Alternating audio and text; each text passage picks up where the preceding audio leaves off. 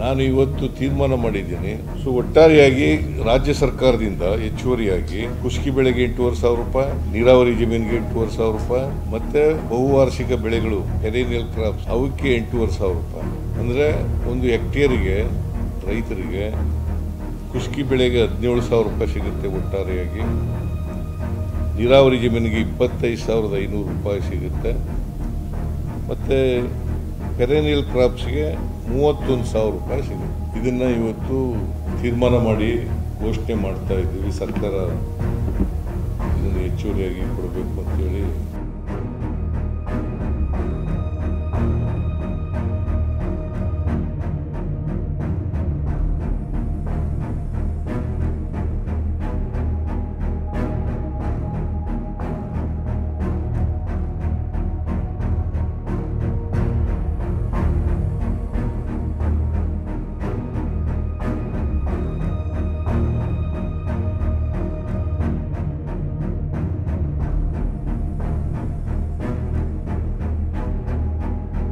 वजीर आला सिद्धारमैया ने मंगल के रोज कल्याण कर्नाटक खिते के सैलाब मुतासिरा इजला कलबुर्गी, यादगीर, बीदर और विजयपुरा का फिजाई मुआयना किया। इनके साथ मिनिस्टर एम.बी. पाटिल, कृष्णा बैरेगौड़ा और प्रियांक खरगे भी मौजूद थे। मुआयने के बाद वजीर आला ने अफसरान के साथ मीटिंग की और नुकसानात का जायजा लिया। सिद्धारमैया ने मीडिया को बताया कि सैलाब की वजह से 10 लाख हेक्टेयर से ज्यादा खेत मुतासिर हुए हैं। इब्तदाई अंदाजे के मुताबिक 9.6 लाख हेक्टेयर जमीन पर फसलों का नुकसान हुआ है। इसमें 8.88 लाख हेक्टेयर ज़रई फसलें और बाकी बागबानी की जमीन शामिल है। अब तक 117 देहातों के 10,576 अफराद को महफूज मकामात पर मुंतकिल किया गया है और 80 रिलीफ कैंप्स में रखा गया है। जून से मानसून शुरू होने के बाद बारिश से जुड़ी मुख्तलिफ हादसात में 52 अफराद की जान गई है। इनमें 15 दीवार गिरने और 23 पानी में डूबने से हिलाक हुए हैं। किसानों के लिए रियासती हुकूमत ने खुसूसी रिलीफ पैकेज का ऐलान किया है। नेशनल डिजास्टर रिस्पॉन्स फंड के तहत खुश जमीन के लिए फी हेक्टर 8,500 रूपए, इरिगेटेड लैंड के लिए 17,000 रूपए और हिमा मौसमी फसलों के लिए 22,500 रूपए दिए जाते हैं। इसके साथ रियासती हुकूमत ने किसानों को फी हेक्टर 8,500 रूपए इजाफी देने का फैसला किया है। इस पर रियासत को 2,000 से 2,500 करोड़ रुपए का खर्च होगा। सैलाब की तबाही में 547 घर पूरी तरह गिर गए हैं। हुकूमत ने ऐलान किया है कि हर घर के लिए 1,20,000 रूपए मुआवजा दिया जाएगा।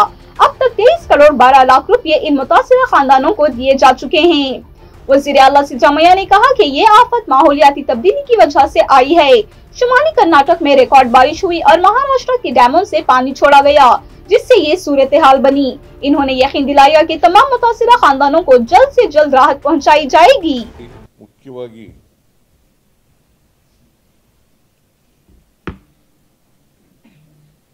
NDRF ಮಾರ್ಗಸೂಚಿ ಪ್ರಕಾರ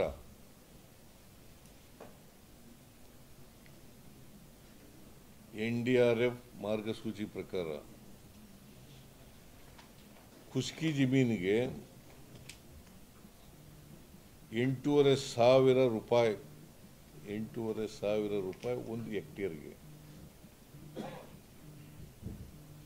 ಒಂದು ಹೆಕ್ಟೇರ್ಗೆ 8,500 ರೂಪಾಯಿ.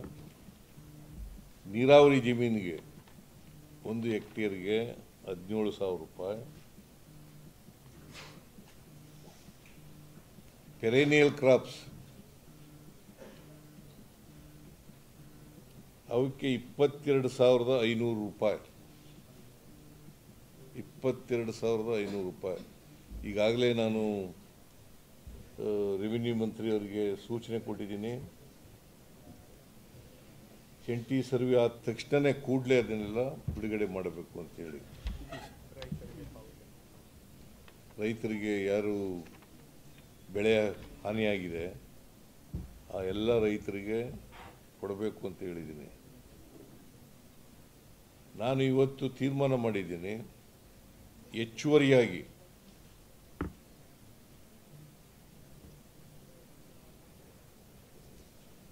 ಕುಷ್ಕಿ ಜಮೀನಿಗೆ 8,500 ರೂಪಾಯಿ. ಅದು ಒಟ್ಟು ಎಷ್ಟಾಗ್ತದೆ ಅಂದರೆ 1 ಹೆಕ್ಟೇರ್ಗೆ 17,000 ರೂಪಾಯಿ ಆಗುತ್ತೆ.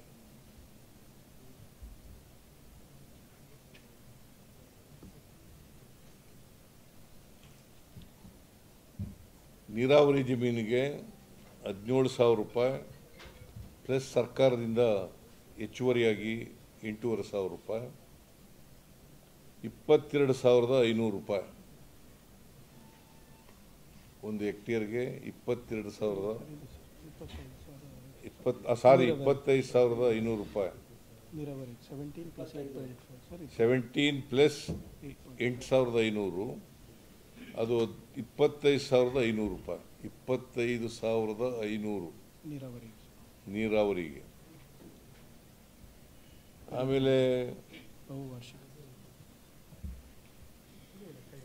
ಪೆರೇನಿಯಲ್ ಕ್ರಾಪ್ಸ್ ಅವಕ್ಕೆ NDRF ನಾರ್ಮ್ಸ್ ಪ್ರಕಾರ 22,500 ರೂಪಾಯಿ, ಸರ್ಕಾರ ಹೆಚ್ಚುವರಿಯಾಗಿ ಕೊಡ್ತಕ್ಕಂಥದ್ದು 8,500 ರೂಪಾಯಿ. ಒಟ್ಟು ಒಂದು ಹೆಕ್ಟೇರ್ಗೆ 31,000 ರೂಪಾಯಿ ರೈತರಿಗೆ ಕೊಡ್ತೀವಿ. ಒಂದು ಹೆಕ್ಟೇರ್ಗೆ.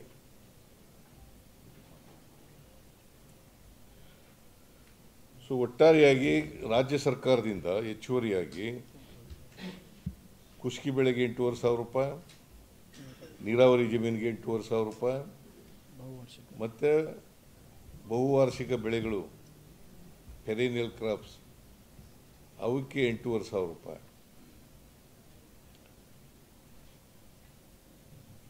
ಅಂದರೆ ಒಂದು ಹೆಕ್ಟೇರಿಗೆ ರೈತರಿಗೆ ಕುಷ್ಕಿ ಬೆಳೆಗೆ 17,000 ರೂಪಾಯಿ ಸಿಗುತ್ತೆ ಒಟ್ಟಾರೆಯಾಗಿ. ನೀರಾವರಿ ಜಮೀನಿಗೆ 25,500 ರೂಪಾಯಿ ಸಿಗುತ್ತೆ. ಮತ್ತು ಪೆರೇನಿಯಲ್ ಕ್ರಾಪ್ಸ್ಗೆ 31,000 ರೂಪಾಯಿ ಸಿಗುತ್ತೆ. ಇದನ್ನು ಇವತ್ತು ತೀರ್ಮಾನ ಮಾಡಿ ಘೋಷಣೆ ಮಾಡ್ತಾ ಇದ್ದೀವಿ. ಸರ್ಕಾರ ಇದನ್ನು ಹೆಚ್ಚುವರಿಯಾಗಿ ಕೊಡಬೇಕು ಅಂತೇಳಿ ಇದ್ದೀವಿ. ಇದು ಸುಮಾರು ಎರಡು ಸೇರಿಸಿದ್ರೆ NDRF ನಾರ್ಮ್ಸ್ ಪ್ರಕಾರ ಕೊಡ್ತಕ್ಕಂಥದ್ದು ಮತ್ತು ನಾವು ಹೆಚ್ಚುವರಿಯಾಗಿ ಕೊಡ್ತಕ್ಕಂಥದ್ದು 20,000ಕ್ಕೂ ಹೆಚ್ಚು, 2,000ಕ್ಕೂ ಹೆಚ್ಚು ಕೋಟಿ, 2,000ಕ್ಕೂ ಹೆಚ್ಚು ಕೋಟಿ, 2,000ಕ್ಕೂ ಹೆಚ್ಚು ಕೋಟಿ ರೂಪಾಯಿಗಳನ್ನು ರೈತರಿಗೆ ಕೊಡ್ತಾ ಇದ್ದೀವಿ ಇಡೀ ರಾಜ್ಯದಲ್ಲಿ. ರಾಜ್ಯ ಸರ್ಕಾರದ್ದು ಅಲ್ಲ, 20,000 ಕೋಟಿನೂ ರಾಜ್ಯ ಸರ್ಕಾರದ್ದಲ್ಲ. NDRF ನಾರ್ಮ್ಸ್ ಪ್ರಕಾರ ಪ್ಲಸ್ ಹೆಚ್ಚುವರಿಯಾಗಿ ರಾಜ್ಯ ಸರ್ಕಾರ ಕೊಡೋದು. ಹೌದಪ್ಪ, 8,500 ರೂಪಾಯಿ ಕೊಡ್ತೀವಿ. ಈಗ 2,000 crores ಅಪ್ರಾಕ್ಸಿಮೇಟ್ಲಿ ಆಗುತ್ತೆ ಸ್ಟೇಟ್ ಗೌರ್ಮೆಂಟ್. ಸುಮಾರು 2,000 ಕೋಟಿ ಆಗ್ಬೋದು, ಅದಕ್ಕಿಂತ ಹೆಚ್ಚು ಆಗ್ಬೋದು.